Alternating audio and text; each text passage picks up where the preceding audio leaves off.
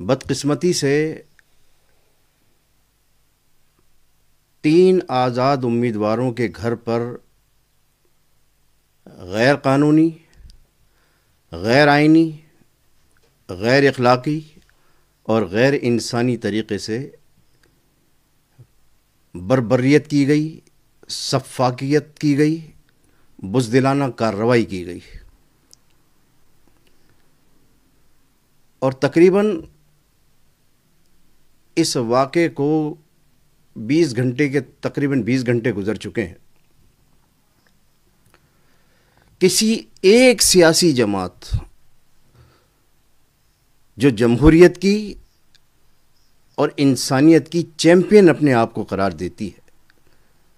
چاہے اس کا تعلق نواز شریف کی نون لیگ سے ہو، پیپلز پارٹی سے ہو، یا دیگر سیاسی جماعتیں ہوں، یا کوئی بھی مذہبی جماعت ہو،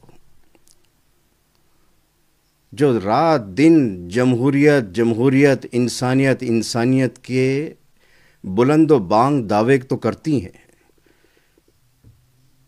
لیکن جب غریب اور متوسط طبقے کے سے تعلق رکھنے والے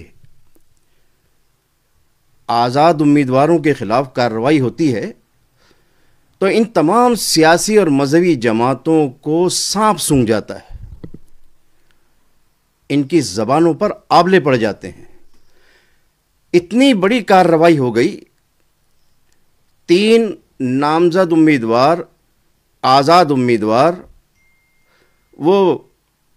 چادر اور چار دیواری کا تقدس پامال کر کے ان کو ان کے گھروں سے گرفتار کر کے لاپتہ کر دیا گیا۔ کسی ایک سیاسی یا مذہبی جماعت کے رہنما کی طرف سے مذمت کا ایک لفظ سامنے نہیں آیا۔ یہ تو ہے پاکستان کی سیاسی اور مذہبی جماعتوں کا حال۔ دوسری طرف میڈیا کا کردار دیکھیے۔ وہ صحافی، تجزیہ نگار، اینکر پرسن جن کی زبانیں جمہوریت، آزادی اظہار، آزادی صحافت کا نام لیتے ہوئے نہیں تھکتی، اور کراچی میں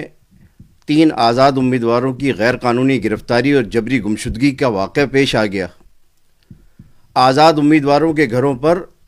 غیر قانونی، غیر اخلاقی، غیر آئینی چھاپہ مار کارروائیوں کے واقعات سامنے آ گئے، لیکن کسی ایک اینکر پرسن، تجزیہ نگار یا صحافی نے نہ تو میڈیا پر اور نہ ہی سوشل میڈیا پر ان المناک اور ظالمانہ کارروائی پر مذمت کا ایک لفظ تک نہیں کہا، اس لیے کہ ان امیدواروں کا تعلق غریب اور متوسط طبقے سے ہے۔ بنیادی بات یہ ہے